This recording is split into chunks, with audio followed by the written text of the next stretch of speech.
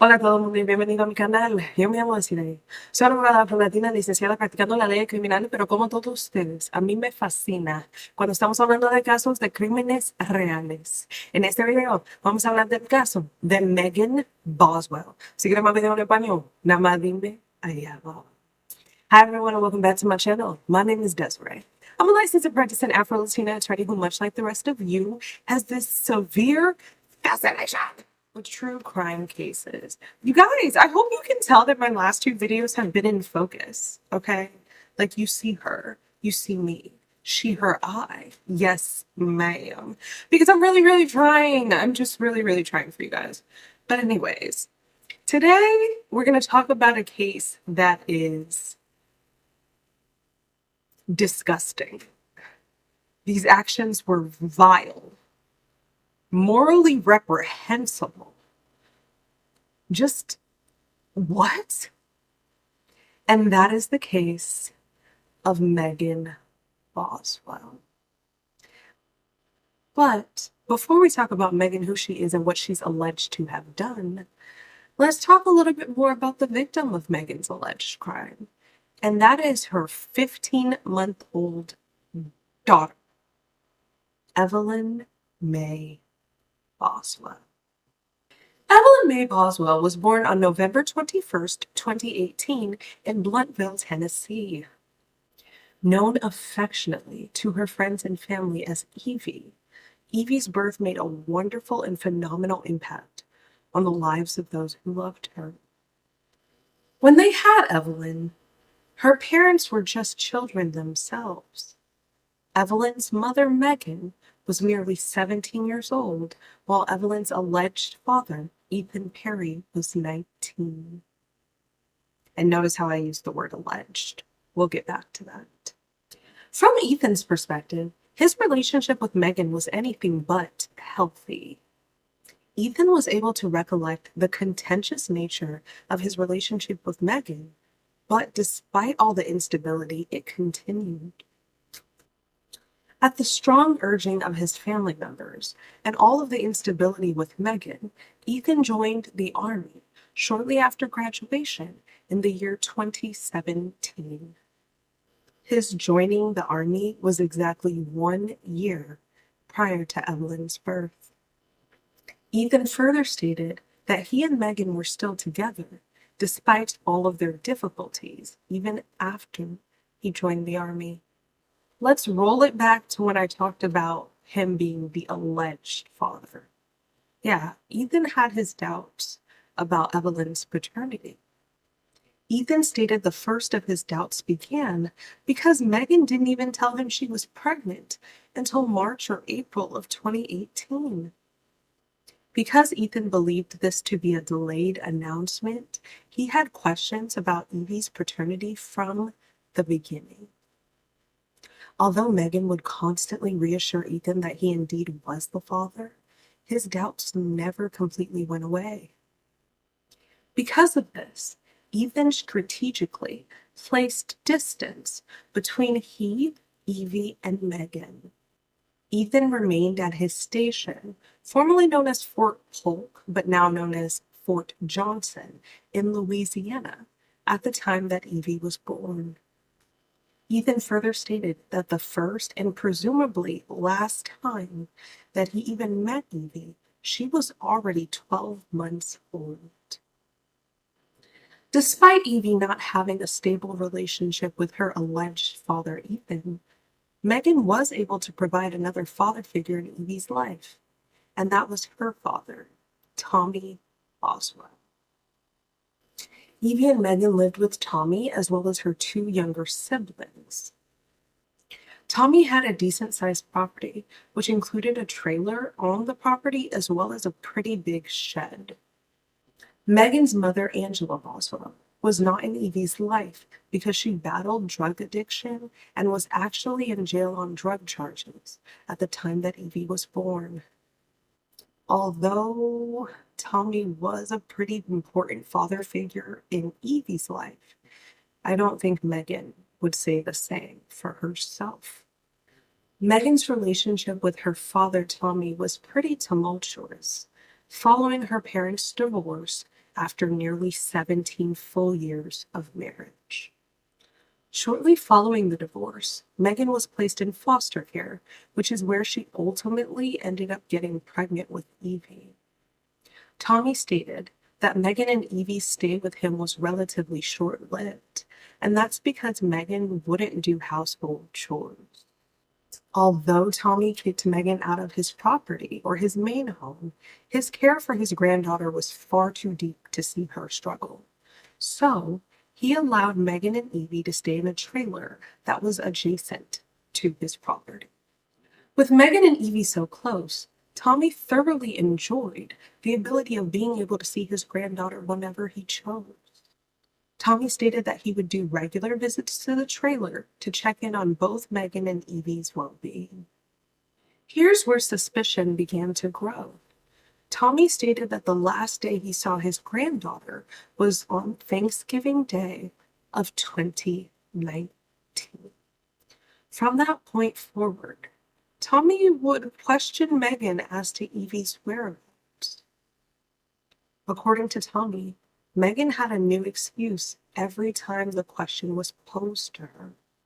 So from December 2019 through February 2020, Tommy had not seen his granddaughter at all. His concerns began to grow, and he issued an ultimatum. Tommy told Megan that if he did not see his granddaughter within one full calendar day from the ultimatum, he would advise police that she was missing. According to prosecutors, Megan couldn't provide Evie, and that's why she didn't. Ultimately, Tommy followed through on that ultimatum and informed police of his concerns for his granddaughter. At the time that police got involved, in February of 2020, Evie was merely 15 months old. Police acted swiftly upon Tommy's reports that Evie was missing. They began by questioning both Megan and the alleged father, Ethan Perry. As I stated previously, Ethan wasn't necessarily a huge part in Evie's life, and that's because he had doubts about her paternity from the beginning. So when law enforcement questioned him, there really wasn't much that he had to provide. Ethan was truthful and forthcoming. He stated that the last time he had seen Evie was either November or December of 2019. Ethan had further stated he'd travel from his station in Louisiana to Tennessee and question Megan about Evie's whereabouts. Ethan stated that Megan said Evie was sick and she had the flu and she couldn't be around many others. Because this was the middle of the pandemic, Ethan thought that to be a plausible response and explanation. Unlike Ethan, Megan's response raised some serious questions and suspicion for law enforcement. Specifically, it seemed like Megan couldn't provide a straight story to law enforcement to save her life. Megan first started by telling law enforcement that Evie was with Ethan in Louisiana. Officers found that extraordinarily suspicious, given that they had already spoken to Ethan, and Ethan mentioned that he hadn't seen Evie and didn't know her whereabouts. Officers further knew that for Evie to be with Ethan on his army base, he needed prior permission or approval. They just didn't, it wasn't lining up for them. After providing that explanation, Megan provided an alternative. She said that Evie was with her mother, Angela, on a campground in Virginia. Why was that odd? What'd I just tell you? Angela was in jail, when all of this was happening. So, I mean, come on. Megan's accusations against Ethan had serious ramifications towards him. After Megan falsely told law enforcement that Evie was with Ethan, Ethan was contacted by multiple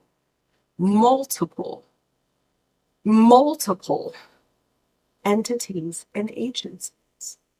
First, In February of 2020, Ethan was contacted by the Central Investigation Division of the Army that asked to set up a meeting with him during the lunch hour on that same day. Ethan was obviously alarmed because he had no reason to know what that meeting was about. Before that meeting was to take place, Ethan was contacted by the Tennessee Department of Children's Services. They questioned Ethan as to Evie's whereabouts, and he answered truthfully because he didn't know. Following this call, he met with the Central Investigation Division of the Army as previously scheduled. Ethan stated they grilled him about Evie's whereabouts for hours. Hours! Voluntarily and without court intervention, Ethan provided the Army with his DNA samples, allowed them to search through his cell phone, allowed them to search through his vehicle, allowed them to search through his barracks, and he even took a polygraph test to assert and further confirm that everything he was stating about his knowledge of Evie's whereabouts was true. Following Ethan's complete cooperation, he was quickly cleared as having any involvement in Evie's disappearance. Although, like I mentioned, Angela was in jail after Evie's initial disappearance, she was released shortly thereafter and fled with her boyfriend to North Carolina. Both her and her boyfriend were later arrested in North Carolina for failing to pay for the vehicle that they were traveling in, and police had an opportunity to speak with her about Evie's disappearance. I mean, as truthfully as one could, because she was in jail and in another state, like she was just gone. Angela confirmed for police that she had absolutely no idea what could have possibly happened to Evie. Nearly 3 full weeks following Evie's disappearance, on March 11th of 2020, law enforcement officers showed up to Tommy Boswell's home armed with a search warrant. According to Tennessee Bureau of Investigations agent Brian Fraley, they received a call from Tommy telling them that they might want to search the shed on his property. After searching that shed, law enforcement would find Evie's little body stuffed in a playhouse that was then discarded and thrown in a trash can. According to Tommy, as far as he was aware, nobody was in that shed except for Evie and Megan prior to her disappearance. Prosecution felt like this was more than enough to charge Megan Boswell, and they did. On August 19th of 2020, 6 months following Evie's disappearance, the prosecution indicted Megan on numerous charges. Those charges were 2 counts of felony murder, 1 count of aggravated child abuse, 1 count of aggravated child neglect, 1 count of tampering with evidence, 1 count of abuse of a corpse, 1 count of failure to report a death under suspicious, unusual, or unnatural circumstances, and 12 counts of false reporting. Megan was informed of these charges while she was serving time in the Sullivan County Jail for false reporting in connection with Evie's disappearance. I usually say this at the beginning, but trial is ongoing as we speak. I'm not sure if there'll be a conclusion to this trial before I upload this video, but there might be, and if there is one, I will provide an update in this video for you, or I will let you guys know if you'd like a second part to this video. After numerous years of COVID delays, the first day of Megan's trial began on February 5th of 2025. Prosecutor Amber Messingill delivered her opening statement for the state. Good morning. Today we're going to talk about Evelyn Boswell for a few minutes.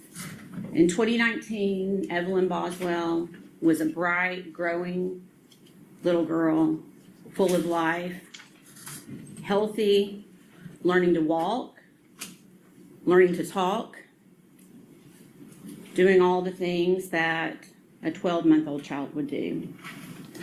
Which means today, 5 years later, Evelyn Boswell would be 6 years old. She would be possibly in kindergarten, learning to read, maybe taking her first ballet class or her first soccer game, learning to tie her shoes, all of the things that we think of that are firsts for 6-year-old children. But based upon the last 2 days of our jury selection, we all know that Evelyn Boswell is not going to do any of those things. We all know that all of that was taken away from her in December of 2019 by the defendant, Megan Boswell. And her life wasn't just cut short. It's not just a tragedy. Her life was violently ripped away from her. And we can all agree that it's a shock, it's a tragedy when a child dies. It's upsetting. It upsets all of us. You'll hear phrases like gone too soon, what a tragedy. A child has such a life ahead of them.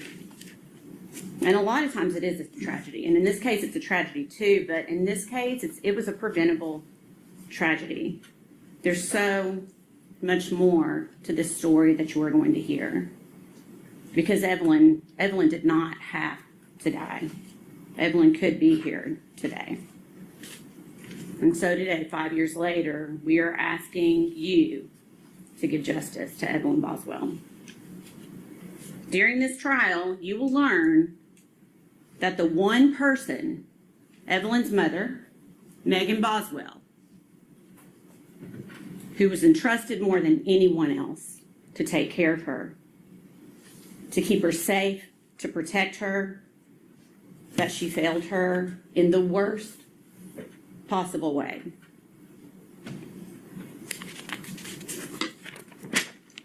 You will hear proof that the last time Evelyn Boswell was seen alive was December 6th, 2019.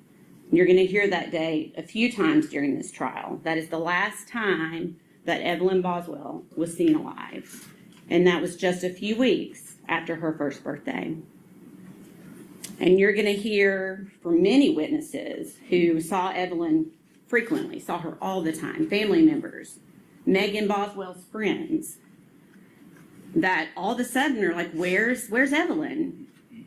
Where's Evelyn? We're not seeing. They're concerned. And they would ask Megan Boswell about it. And every time, Megan had an answer. Megan concocted a story. And I'm not going to tell you now what she said. You're going to hear that in the proof.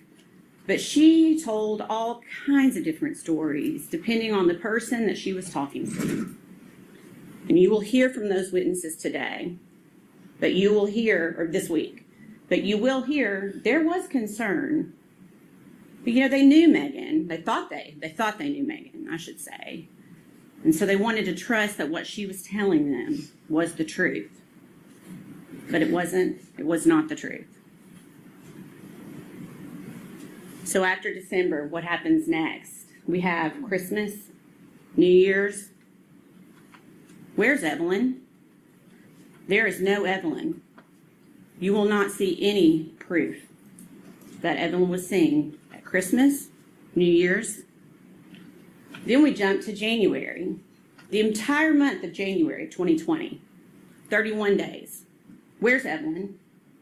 There's no Evelyn.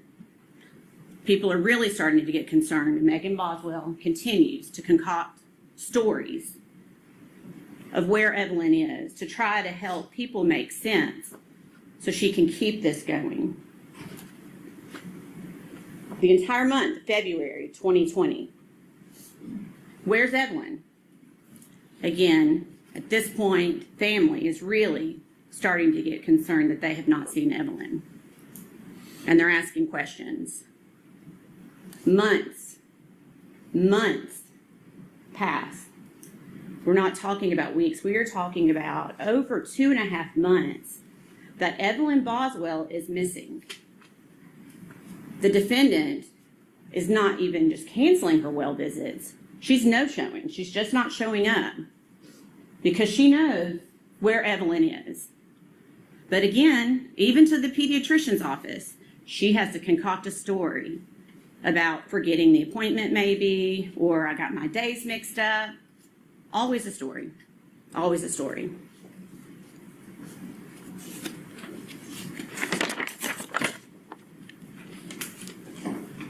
So we know now, we did not know then, but we know now that from early December, Evelyn Boswell, even though it had not been reported by Megan Boswell, Evelyn Boswell was a missing child from early December until almost the end of February. She was a missing child.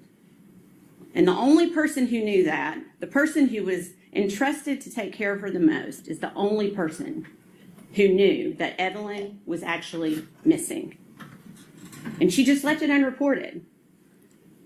Over 2 months later, finally, Megan Boswell's dad, Tommy Boswell, finally essentially puts an ultimatum down on his daughter and says, I'm tired of the stories.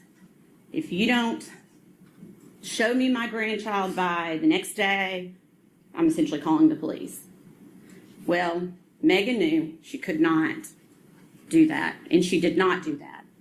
And Tommy Boswell finally was the one to report Evelyn missing on February 18th of 2020.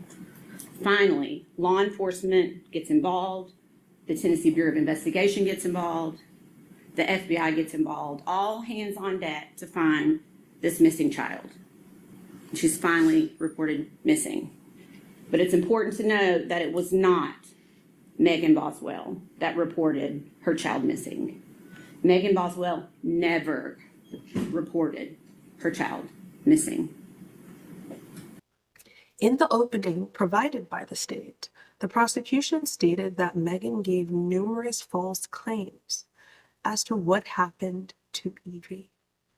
In his opening, one of Megan's defense attorneys, Gene Scott, stated that sure, Megan might have done some suspicious stuff following Evie's disappearance, but that does not make her responsible for her murder.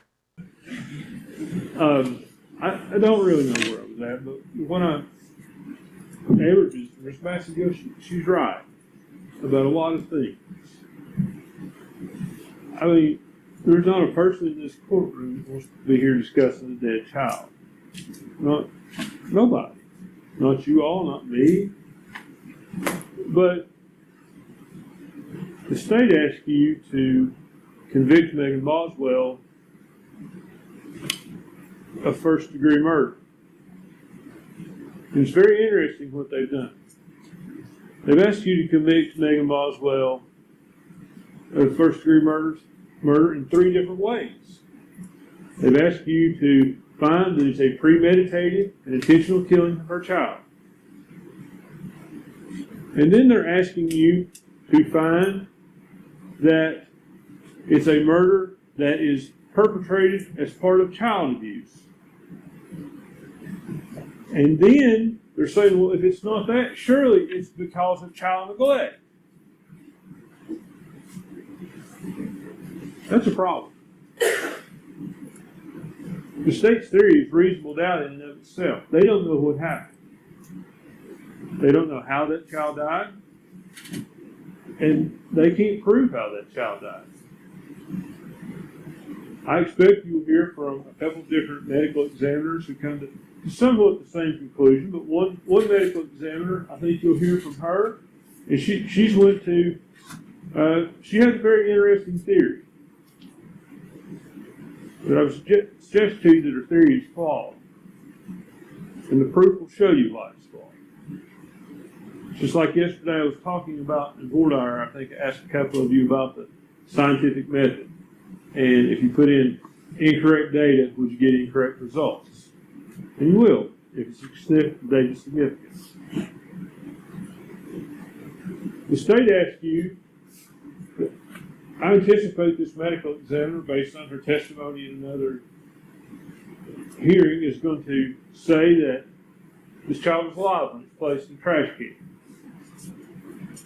But then again, the state says Megan's guilty of abuse of a corpse. Those theories are not consistent. They're not consistent with this. What the state hasn't talked to you about is the possibility, what if this was accidental? What if Megan or Hunter Wood rolled over on that child in the bed? And I find this unreasonable, honestly. I find it unreasonable that you roll over on your child in the bed and you don't call 911. But I'm 49 years old. I practiced law for close to 25 years. Ms. Harper talked about yesterday how your life experiences are different. Well, mine are certainly different than Megan's. When this child died, she was 18 years old. Now, you heard about what a great father Tommy Boswell was and how involved he was. What you didn't hear is Megan had that child because while she was in foster care. That's how involved Tommy Boswell was. She was in foster care when she had the child. I think you'll hear a lot in this trial about how she came up. And I like to tell people, and I do tell people, I've never had a hard day in my life. I've never went hungry. I've never not had a place to live. I've never fought a war, and I've never lost a child. And I can't put myself in the position of someone who has lost a child. But that's what I'm going to ask you to do. Put yourself in Megan Boswell's position. She's 18 years old. She's got an older boyfriend. We expect the proof will be that he tells her, don't involve me with this. I don't want to be involved. Because they're scared they're going to get charged with something. That's going to be the proof in this case. And my reaction and your reaction would be different. I would certainly call 911. But I'm not 18 years old. And sometimes I think back to myself and say, I would have called 911 at 18 years old. And I probably would. But I know a lot of people at 18 years old that wouldn't. Their life experience is different. Their maturity is different. If any of you have kids, some of you probably know that.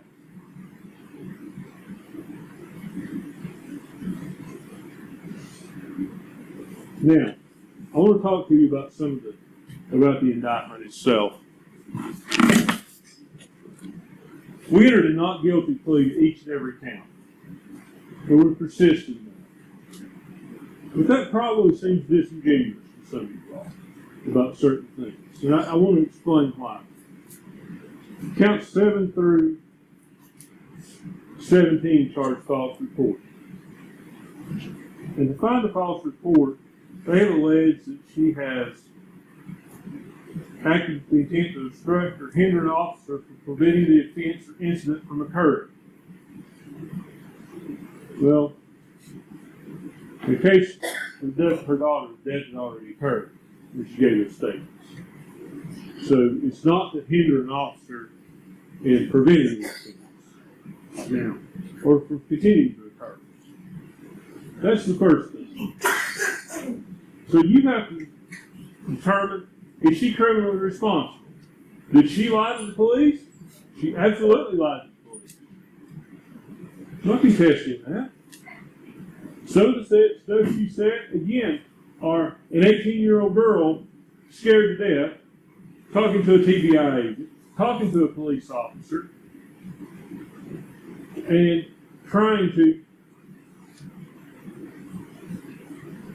explain this. She doesn't want to get in trouble. It doesn't mean she murdered her child. It doesn't mean she killed her child. The state then called its first witness, that Tennessee Bureau of Investigation agent that I told you about, Brian Fraley, who executed the search on Tommy's home. Agent Fraley, were you called upon to assist in the investigation into the disappearance and subsequently the death of Evelyn Boswell? Yes, sir, I was. All right. And do you remember when that was that you were called out to assist in that? Yes, sir. It was February 19th of 2020. Okay. And what was your role when you first got called out? Myself and other agents were called to assist Special Agent Brian Pritchard. He had been called to Sullivan County to assist Sullivan County Sheriff's Department on an Amber Alert on the 18th, the previous day. Okay. And so when you were first called out, this investigation was in regards to a missing child. Is that correct? That's correct. Special Agent Pritchard had been contacted on a missing person case that involved Evelyn Boswell. Tennessee Bureau of Investigation is the only state agency that can actually issue Amber Alerts. We were informed that the initial complaint by a family member, being the grandfather of Evelyn, was Tommy Boswell through Department of Children's Services, also known as DCS, who had contacted the referral to the Sullivan County Sheriff's Department. Sullivan County Sheriff's Department got that referral, contacted us, and Special Agent Pritchard responded after going through a checklist that is required. Instead of just a regular missing person or missing child case, certain things have to be checked off or validated in order to issue a full-blown Amber Alert. Agent Fraley testified about finding Evie's little body and the condition that he found it in. And so you actually helped them and assisted them in removing the body from the trash can? Yes, sir.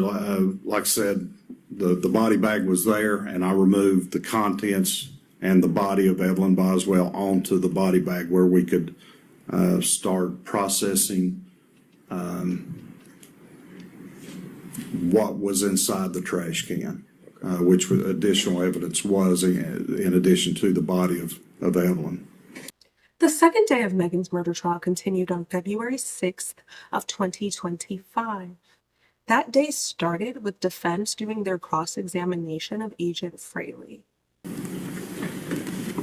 Agent Fraley, I want to, go back over some of the things she told you. You testified on your direct examination that she had told you she knew the baby was dead, not missing. Correct. Now, I didn't really see that initial thing in the video. Was that somewhere else? I mean, it's obvious from the context of what you all are talking about, but had that happened before that video? Yeah, and in my notes, she'd also talked to other investigators, and that was the first day of the 6 days or whatever day we were on that she told us that she was dead instead of missing. Okay, do you know when did she tell you or did she tell someone else? It was in other interviews, and again, we were all working together. Okay. And it, she'd, like I said, she'd talked with other investigators, but that was the first day. And then after that was revealed, that's when Detective Licklider and I brought her into this room and started talking to her again, trying to clarify. Following Agent Fraley's continued testimony, the prosecution called their next witness, Megan's father. How was it? Explain to me exactly what happened as far as Megan's living arrangements were concerned there at the trailer park. What do you mean? She didn't have to pay no rent, no live bills. I mean, she didn't pay no bills, if that's what you're asking. Okay, so you had a trailer out there and you let her go live there? Yeah, and I paid all the bills. Okay. Did she live there by herself or who lived there with her? As far as I know, just her and Evelyn. Okay. Do you remember when this was that she moved into that trailer? Goodness, no, I don't, sir. Okay. Would you say all this stuff I've tried to put back in my brain and to want to forget it, and I'm trying my best to remember it. Well, I appreciate that. Okay. So she and Evelyn are living in this trailer by themselves out on Sugar Hollow. Is that right? Yes, speak up. Yes, sir. Okay. So you shake your head, yes. Okay. You okay? Yeah, I'm fine. Okay. If you need a minute, let us know. Okay. Tommy's testimony was heartfelt. It was emotional. It was true. It was raw. It was heartbreaking. It's not a position that any grandparent should be. Prosecution then called Austin Feller, who's a maintenance worker who would clean the trailer on Tommy's property that was occupied by Megan and Evie. Now, at some point in time while you were working out there, living in those trailers for Mr. Boswell, were you asked to clean out that particular trailer? Yes, sir. Okay. And do you remember when that was? The exact date, no, but it was probably about a week and a half after I moved into the trailer. I lived in there. Okay. When was that? It's been like 5 years ago. Okay. I couldn't give you an exact date. All I'm right. sorry. That's fine. All right. And did you in fact go to that trailer and clean it out? Yes. Okay. If you would kind of describe for the jury what you found when you got inside there. When I got in the trailer, there was dirty diapers stuck and molded to the floor of the carpet. Couldn't even open the fridge. It was so bad. I just left it alone. Let Tommy and them deal with it. There was open jugs of milk in the oven. Food on the ground, just feces on the ground, just very nasty. Just not clean at all. Bad. All right. And did you take photos of what it looked like? I did, but I don't have those photos of that phone anymore. Okay. That's fine. Mr. Feller testified that was some nasty, nasty stuff that he saw in there. That it was just filthy. It was disgusting. Cleaning that was just grotesque. He even took pictures and videos to show people because he didn't think people would believe when he would describe the disgusting conditions that he encountered in cleaning that trailer. The prosecution then continued by calling a multitude of witnesses.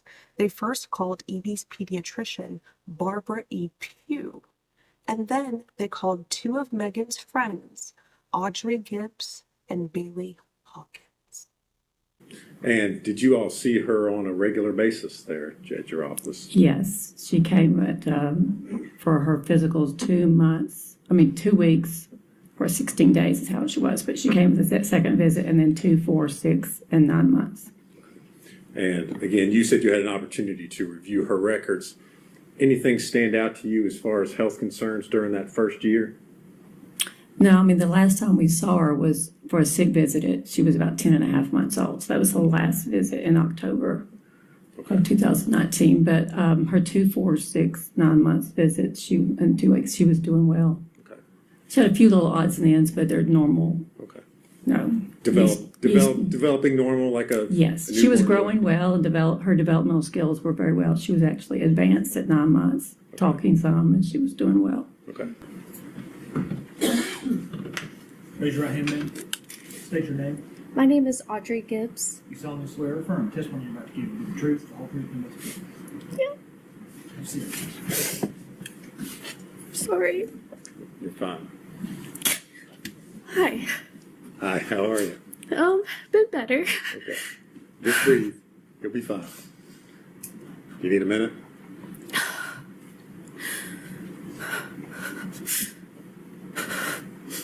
Okay, I'm fine. Okay. All right. If you need to, just let me know if you need to take a breath, okay? Okay. All right. If you would, state your name for the record, please. Yes, it's Audrey Gibbs. And Miss Gibbs, where do you live? I live in Kingsport, Tennessee. All right. Do you know the defendant, Megan Boswell? Yes. And how is it that you know Miss Boswell? We met in 7th grade. Okay. You known her since then? Yeah. How long ago was that? It's been quite a minute. Over 10 years here. Okay. Did you also attend high school with her? Freshman year, yeah. Okay. And where was that? That was at Central. Here in Bluntville? Yeah. Okay. Did you know Miss Boswell's daughter, Evelyn? Yes. Okay. Were you friends with Miss Boswell after Evelyn was born? Yes. Did you ever see her or visit with her? Quite often, yes. Okay. When you say quite often, how often are we, how frequently are we talking? almost every day.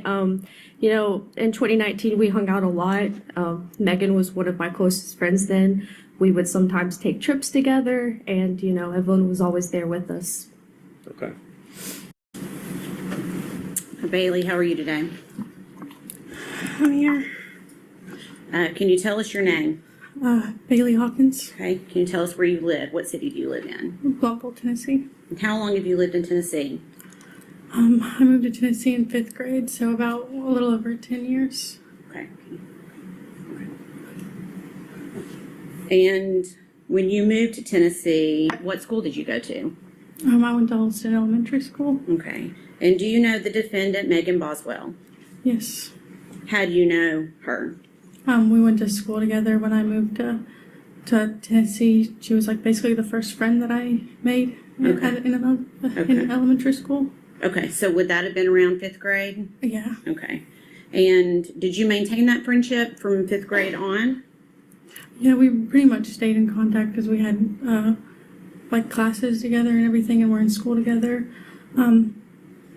She moved around a lot, so we would fall in and out of contact here and there, but we pretty much stayed friends the entire time. Okay. Do you recall when Megan was pregnant with Evelyn? Yes. Were you still friends during that time? She invited me over to Evelyn's baby shower, so we were friends, and then she invited me to her baby shower. Okay. And were you able to go to the baby shower? No. Okay. Did you continue to maintain that friendship after Evelyn was born? Yeah, that's pretty much when we became in contact more and started like seeing each other more. Okay. Can you tell us, when you say seeing each other more, how often do you think you were seeing Megan and Evelyn? It was pretty regularly. I'd say once or twice a week, probably. Okay. And when you saw Megan, would she always have Evelyn with her? Yes. Okay. Did you ever, and I'm going to give you a time frame from Thanksgiving of 2019. Prior to that time, did you ever see Megan without Evelyn? No. Okay. The third day of Megan's trial continued on February 7th of 2025. On this day, the prosecution called more of Megan's friends, as well as both parents of one of Megan's ex-boyfriends, Hunter Wood. Okay. So it looks like this happened after Evelyn had been, or you had been notified that Evelyn was missing. Is that right? Mm-hmm. And what do you say to Megan? Can you tell me who has or had Evelyn? I'm worried sick about her. And then what does Megan say to you? My mom did. That's why TBI was looking for that BMW and she's being questioned. And then what did you say to Megan? What did your mom do with Evelyn? The news said she wasn't with them. And then what question do you ask Megan here? Has she had her this entire time? And what does Megan say? Yeah, I'll talk to you later. I'm just trying to gather pictures of her, but thanks though. Okay. Now, your son Hunter, does he still live with you? No, he started living with his mother, but he's at the hospital at the moment. Okay. He's at a hospital. Where is he in a hospital? Marion, Virginia. All right. Is that a mental hospital? Yes. How long has he been there? 2 months. Okay. What, have you been up there to see him at that facility? Yes. What is his mental status this time? Well, some days he's pretty decent. Other days he don't know who I am. Okay. Would he be able to come into this courtroom and testify? No. Okay. You mentioned that he'd been there for about 2 months. Yes. Had he had mental health problems prior to that? Yes. Okay.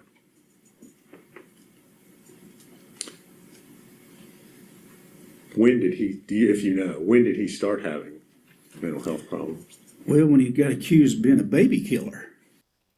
What was of note and just heart-wrenching in this is that Randy Wood, Hunter Woods' father, testified that his son was currently in a mental facility after being blamed for Evie's disappearance. The prosecution then called the alleged father, Ethan Perry, to the stand. Ethan testified about what he had went through after being accused of being involved in Evie's disappearance. Oh, you know what else Ethan said? He said that he took a DNA test and he was officially ruled out as being Evie's father. Did you cooperate with them fully? Yes. Did you allow them to search your cell phone? Yeah, search my cell phone, take DNA, search my barracks, and search my car. Okay. So investigators searched the barracks looking for Evelyn Correct. in Fort Polk, Louisiana. Correct. Okay. Was Evelyn there with you at your Army base there in Louisiana? No. Has she ever been there? No. With you? No. Okay. Did you cooperate fully with law enforcement in providing consent to search, provide DNA, anything else that was needed? Absolutely. Everything that I could. Okay. The only time you ever saw, well, when was the only time you ever saw Evelyn? Was in El Paso. Okay. That one time when Megan showed up? Yeah, just out of the blue. All right. Did you cooperate with law enforcement in determining the paternity of Evelyn Boswell? Yes. All right. Were you the biological father? No. Okay. All right. So the one and only time you see Evelyn is in 2019 before you came home for Christmas. Is that right? Correct. Okay. The fourth day of Megan's trial continued very interestingly, and I'll explain why. It started on a Saturday. I've never had a jurisdiction that I've ever been in do trials on a Saturday, but I guess Blunteville, Tennessee is just a little bit different because they're like, we're going to get this charged and try it. And, I don't know, I guess. I don't know. But anyways, the fourth day of Megan's trial continued on Saturday, February 8th of 2025. On this day, the prosecution played tapes of Megan's interrogation for the jurors to see. And was your interview with her recorded? Yes, sir. And prior to coming to court here today, did you have a chance to watch that interview? Yes. And was it a true and accurate recording of that interview that you had with Megan Boswell? Yes, sir. All right. Judge, I'm going to move to introduce that as Exhibits 182. No objection. You fully covered all your bases. And at this time, I would ask to play that for the jury.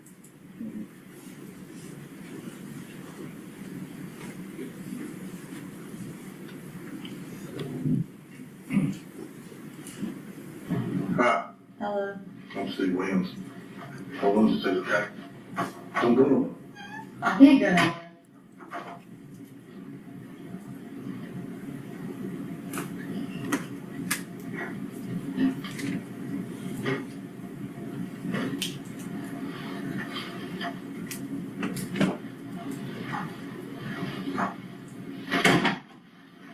They've been talking to you about your child, right? Yeah. Okay. And where was the last time you saw your child? I'm coming on television. Right after Christmas. Where? Ethan. Okay. And you say Ethan, does that mean Ethan's in Louisiana or Ethan's? In Blunteville. Like I told him, I don't know if he took and dropped her off somewhere right after I dropped her to him, but I don't know what's going on. Where did you give her to Ethan? Blunteville. At his grandparents' house. Okay. And what's his grandparents' name? I know his grandma's name is Sherry, but I do not know his grandpa's name. Okay. Have you ever been there? Once or twice. And you've met him? I've met Carl. And that's his grandfather? Yes. Okay. And I'm sorry, I didn't mean to tell you I didn't know his name, but as soon as you asked me, it fit right on that. that's no problem. Am I asking any questions here or not? No. We'll be done in just a few minutes. Okay. Are you in a hurry? I mean, like, no, but if they're gonna keep questioning me and keeping me in line, like, I want an attorney. Okay. The fifth day of Megan's trial continued on Monday, February 10th of 2025. It's a little interesting to me that they'll go into Saturday but skip Sunday. Like, okay, anyways. On this date, The prosecution showed the jurors 2 television interviews of Megan stating that Evie was with her mother, Angela. But guess what? The prosecution also called detective witnesses that were able to say that they cleared Angela from any involvement at all in Evie's disappearance. All right, so obviously today we are seeing videos of Evelyn. First off, tell me what kind of little girl she is. She's very sweet. She loves everybody. She's never been mean ever, which I'm very thankful for. She's just a really good-hearted baby in general. Like textbook how you want a baby to be, like, has every milestone early, you know what I mean? And speaking of that, tell me what kind of things does she like? What kind of milestones has she been hitting recently? Well, when she was 6 months old, she actually put a bottle on her own and went straight to a sippy cup. She started walking probably around like 10 months. That was kind of hard though, because she's like not like small as in like underfed, you know what I'm saying? But like she was a preemie when she was born. She's like a smaller baby and she kind of had trouble like balancing her weight, but she finally got the hold of it. She's starting to say a lot of words and, you know. Tell me what kind of things she likes to do. What kind of, is she into any certain TV shows? Only Baby Shark. And riding in a car. Yeah. She loves to be in the car. We went to Texas to see her dad, Ethan, and she slept the whole way there. Like, I had to make her wake up to eat and stuff like that. And that's like a 24-hour drive there. So, let's get into the last time you saw her. Tell me what that time was like and when that was. Well, actually, I want to talk about that. I've told TBI where to find her in Mendota. My mom took her to a campground and a silver camper, and if they don't go tonight, I'm going to go find her myself. Because I've told them, and they're not really, like, taking it seriously, and if they don't go tonight, like, I will go myself and go get her. The 6th day of Megan's trial continued on February 11th of 2025. On this day, the prosecution called their medical experts to testify about Evie's cause and manner of death. Dr. Schmidt, did you form an opinion as to the cause and manner of death of Evelyn Boswell?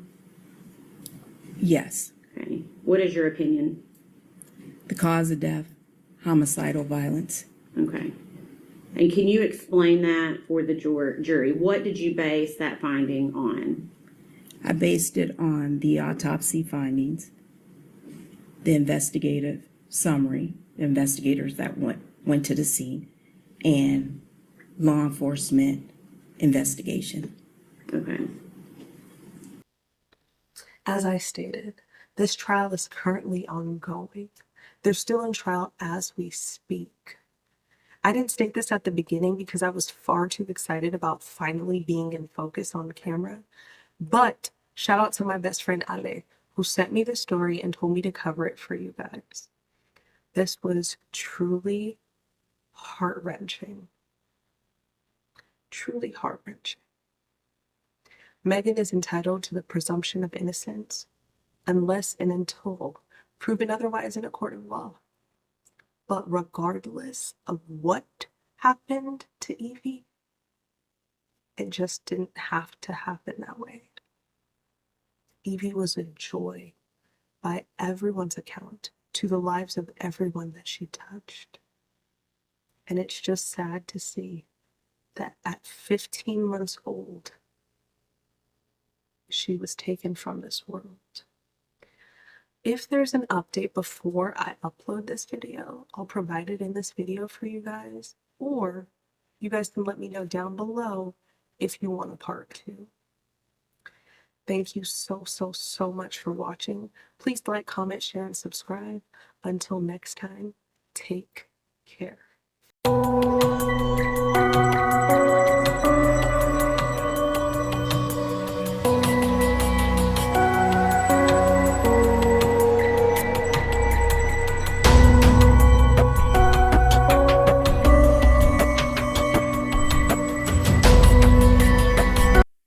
Degree murder. To judgment of this court, you are guilty. In count 2, a jury of your peers having found you guilty of first-degree murder and the perpetration of a felony, it's a judgment of this court, you are guilty. In count 3, a jury of your peers having found you guilty of first-degree murder and the perpetration of a felony, it's a judgment of this court, you are guilty. In count 4, a judgment of your peers having found you guilty of aggravated child abuse. It's a judgment of the court you are guilty. In count 5, a jury of your peers having found you guilty of aggravated child neglect. It's a judgment of the court you are guilty. In count 6, the jury of your peers having found you guilty of tampering with evidence. It's a judgment of the court you are guilty. In count 7, a jury of your peers having found you guilty of false report. It's a judgment of the court you are guilty. In count 8, a jury of your peers having found you guilty of false report. It's a judgment of the court you are guilty. In count 9, a jury of your peers having found you guilty of false report. It's a judgment of the court you are guilty. In count 10, a jury of your peers having found you guilty of false report. It's a judgment of the court you are guilty. In count 11, a jury of your peers having found you guilty of false report. It's a judgment of the court you are guilty. In count 12, a jury of your peers having found you guilty of false report. It's a judgment of the court you are guilty. Count 13, a jury of your peers having found you guilty of false report. It's a judgment of the court you are guilty. Count 14, a jury of your peers having found you guilty of false report. It's a judgment of the court you are guilty. In count 15, a jury of your peers having found you guilty of false report. It's a judgment of the court you are guilty. In count 16, a jury of your peers having found you guilty of false report. It's a judgment of the court you are guilty. In count 17, a jury of your peers having found you guilty of false report. It's a judgment of the court you are guilty. In count 19, a jury of your peers having found you guilty of abuse of a corpse. It's a judgment of the court you are guilty. And in count 20, a jury of your peers having found you guilty of failure to report a death under suspicious, unusual, or unnatural circumstances. It's a judgment of the court you are guilty. In counts 4 through 20, the jury did not assess a fine, so there'll be no fine assessed in those counts. Now we'll be in recess about 15 minutes. Thank you. Court stands in recess.